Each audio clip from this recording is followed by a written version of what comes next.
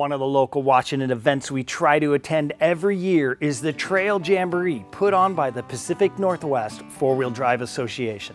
And our route from Silverdale took us out over Highway 410 and up through some spectacular scenery as we weaved in and out of the state parks and national forests, and up and over Cayuse Pass and Chinook Pass, finally dropping down onto the east side of the Cascade Mountains to the little town of Niles, Washington, and the Jim Sprick Community Park. Now, this little community park is located right off Highway 410 and borders the Naches River. There are plenty of spaces for camping, and you can see RVs, trailers, rooftop tents, and even terra top tents. Now, once we had our camp set up, it was time to wander the park, meeting old friends, making some new ones, and of course, checking out all the cool 4x4s in attendance.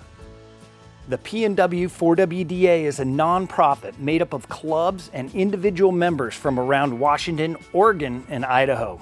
Originally founded in 1960, the PNW4WDA is one of the oldest 4-wheel drive associations in the country. Every year they host the Summer Trail Jamboree. Originally started in the early 90s, this event catered to only Jeeps for the first 3 years.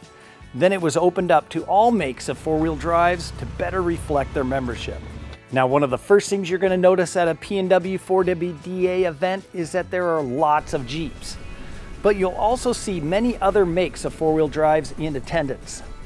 Another thing you're going to notice is many old school flat fender wheelies, partly because many of those Jeeps have been part of the PNW4WDA for decades, having been passed down through families and club members over the years. Speaking of families, the association is very rich in family history, with many of the families in attendance at this event having 2 or more generations there. There were even a few families with 4 generations of club and association history. Now, day 1 started out at 8 a.m. with a Wheeling 101 class. And this is something that we started with the association back in 2019. And it went over so well, they've continued to invite us back each year. The attendees for the class, well, that consisted of first-time Jeep owners, newer enthusiasts, and there were even a few grizzled veterans looking to pick up a tip or two. Even if, I'm never going to even have it in 4-wheel drive. That's fine. Air down to about 20. Depends on your vehicle weight, the tire you. The class was first given a rundown on vehicle prep, what recovery gear they should carry, and how to make sure that that gear is properly rated. You will hear me safety, safety, safety. You'll also see me on the trail often under a recovery scenario with safety glasses on too. Cutting a finger or something like that may be bad, but losing your eyesight on the trail would be even worse.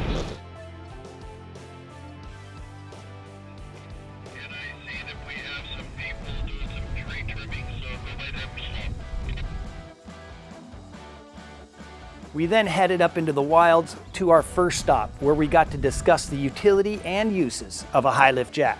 But we also covered the dangers if they're operated improperly. This thing can not only jack the vehicle, it can also spread things, it can clamp things, and you can even use it as a stabilization aid or a winch.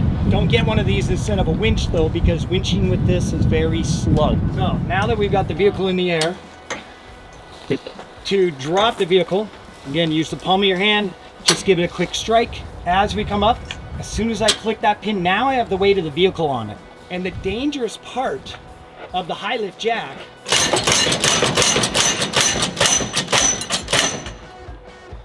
that's why you don't put your head in front of the handle.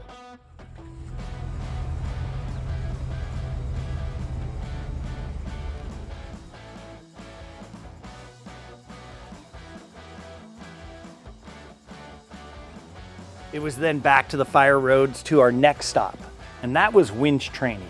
We take our pin and we drop in from the top and screw it in. Could you imagine being in a mud hole or in some snow and you come up from underneath and you're trying to fumble and it goes bloop. Now you're searching for a pin because, well, you only brought one shackle with you. Participants learn the safety differences between wire cable and synthetic rope, the proper use of a tree strap and bow shackles in a single line winch pole, and how to communicate with the operator of the vehicle in order to maintain safe operation.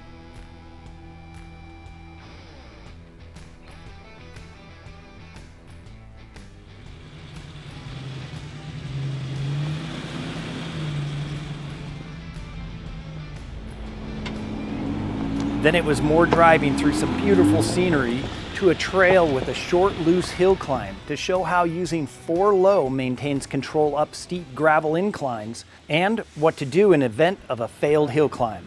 And as that was the way we were going, all the participants got a chance to do that hill climb.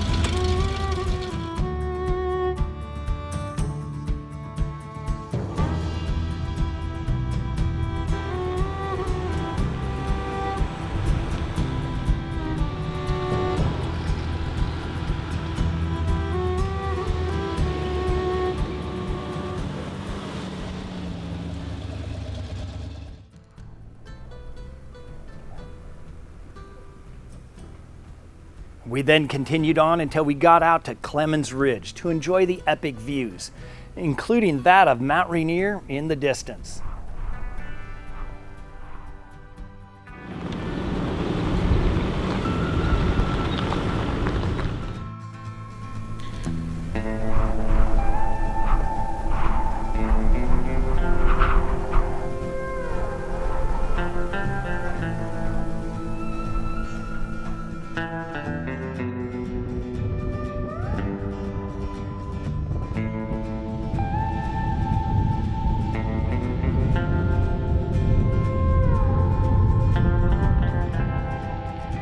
Now, after traveling along the ridge and enjoying all the spectacular views, it was finally time to head back down the hill to camp. And after a day out on the trails in 100+ degree weather, it was time to jump into the river to wash off the trail dust and enjoy a cold beverage.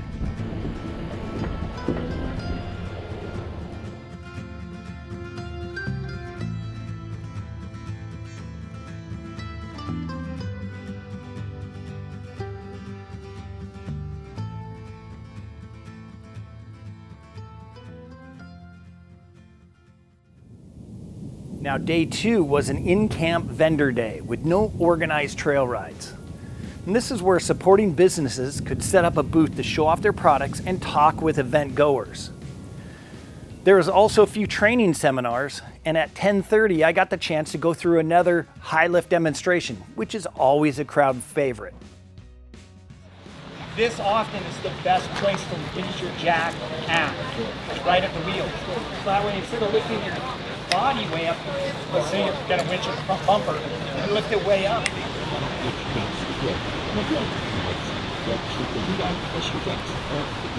There she goes. Now, mac and cheese.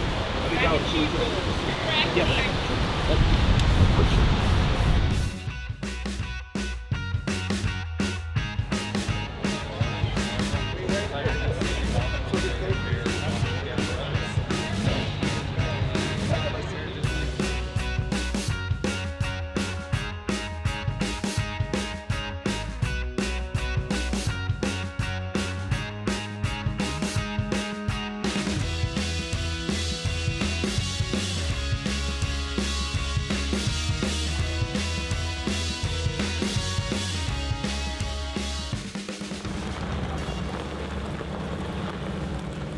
Now, also taking place during the day was a 4x4 show and shine, or, well, not too shiny after that first day on the trail.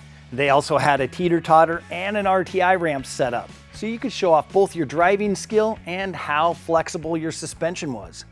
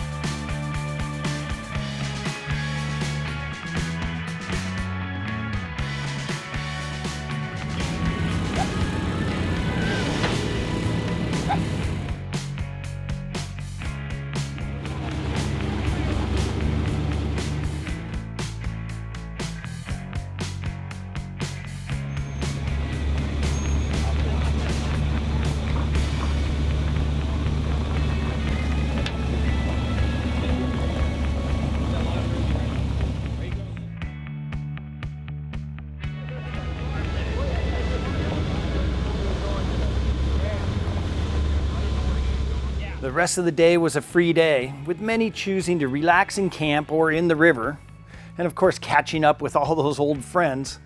And some even had to make repairs on their rigs from the trail damage gained that previous day.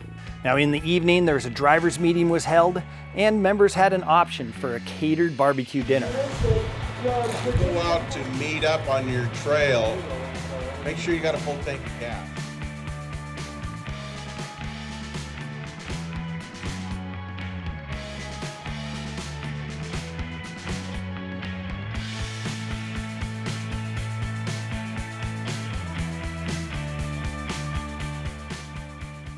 We closed the night out for a quick drive back up Clemens Ridge for a beautiful sunset.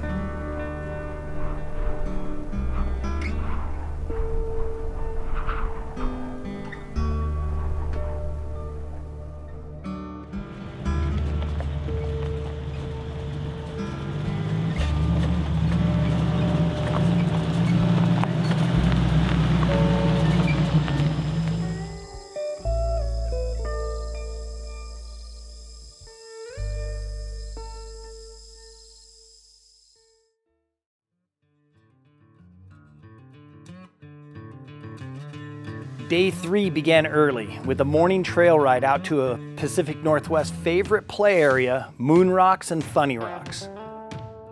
All right, my name is Dave, and that's my wife Tammy. Big group, so we'll do this kind of quickly, but I'd like to.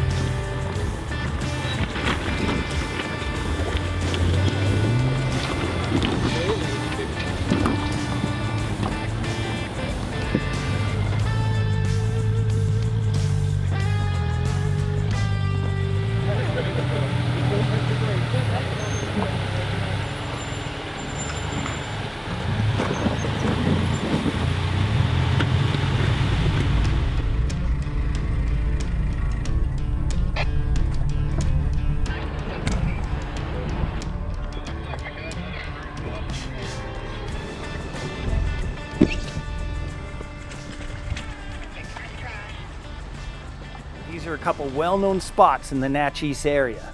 And as you're driving through a forest covered in basalt rock everywhere, when you hit these two large sections of sandstone, they seem to be geological anomalies with a series of large weathered rock formations that both have many different lines you can take, from moderate to extreme.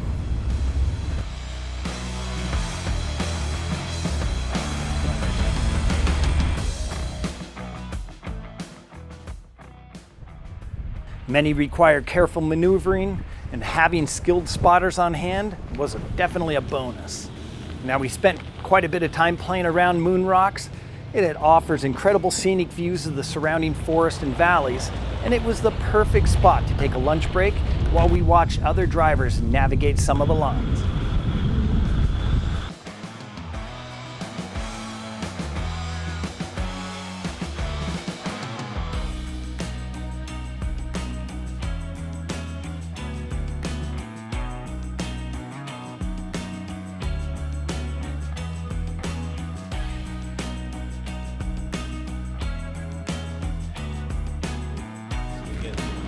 Very nice.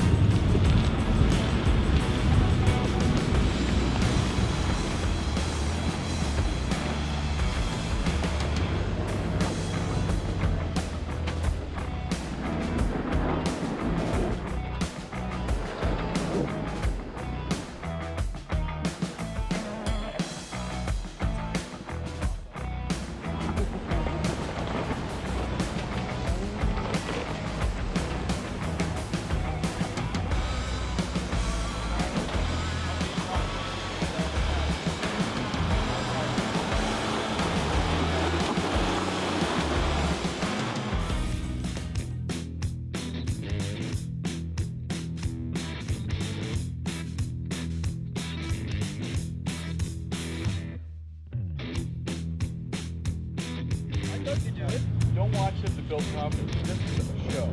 This is a total show.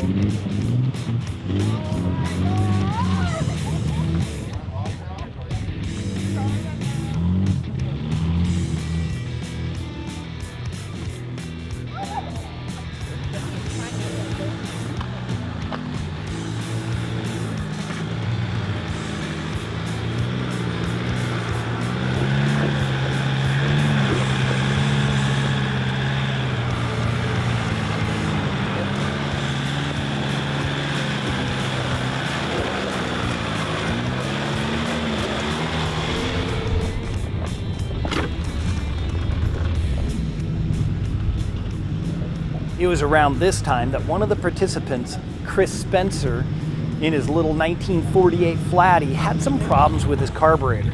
Well, we spent around 30 minutes coming up with a unique trail fix. All right, so we got a leaky port on the Holly carburetor. That's a quarter with the little Renzo sill. Available at Northridge. And we're just gonna squeeze that right on the end. Okay, Derek, you wanna guide that other side over? Let's get it up underneath.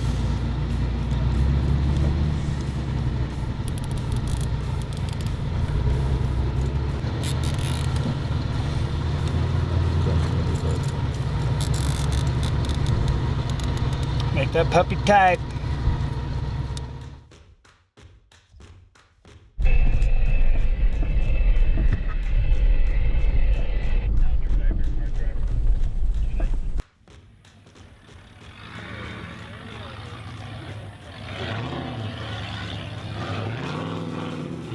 Then it was on to Funny Rocks.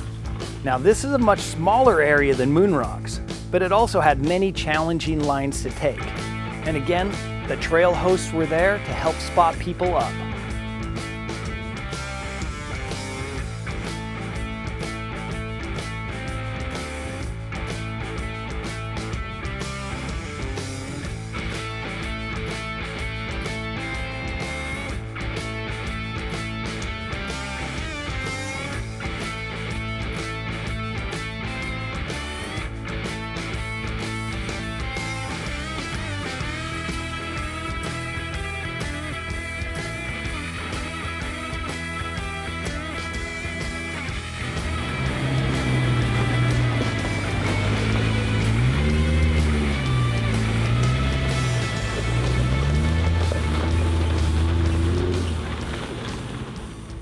Now, one random turn of events, one of the drivers had just completed a line up Funny Rocks and was coming back around the bypass to do it again when they popped up a buried steel fence post out of the ground, and that pierced the front passenger door of his new JL 4xe. Oh my God. It just, this popped up out as I was going by. It just popped up. Boom! Oh, we heard it out there. What the hell was that? Oh, you were not kidding. It literally just, it was in the ground like There's this, a bunch of them. and it just popped up. The driver was definitely surprised, but a group quickly formed to help and recover that Jeep. We ended up then removing the steel beam out of the ground, so it was unable to claim any other Jeep victims. Clear. Go forward. All right, stop. Now, passenger. Sharp. Okay, let's go back. That's it.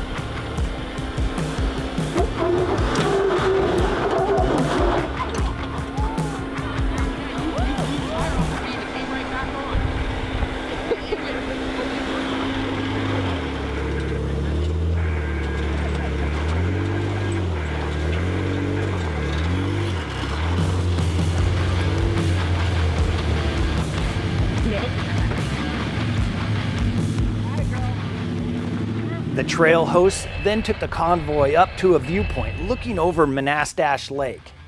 And then it was back onto the trail, eventually looping back down to camp.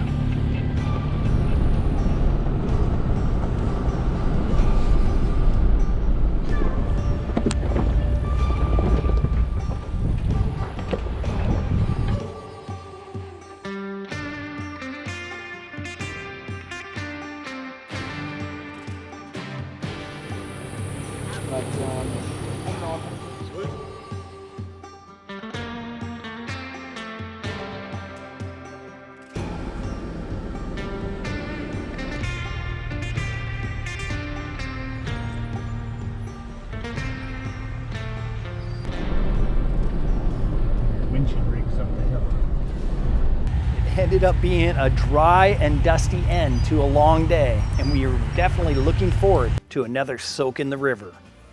Unfortunately, due to other obligations, we couldn't stay for the final day of trail rides and the Saturday night closing festivities, even though we knew from past years that we were missing out on a lot of fun. So if you've ever thought about coming out to do some classic Washington trails, well, check into the summer trail jamboree that the PNW4WDA puts on. It's a fun event and a great way to get guided through the trails. And maybe we'll even see you out there next year. Now, if you like content like this, well, let us know, because we're gonna start doing a little bit more of this, showing some of our local areas and our local trails. So if you like it, well, hit that like button, hit that subscribe button, and drop down to the comments section and let us know that you wanna see more videos like this. Until next time, thanks for watching.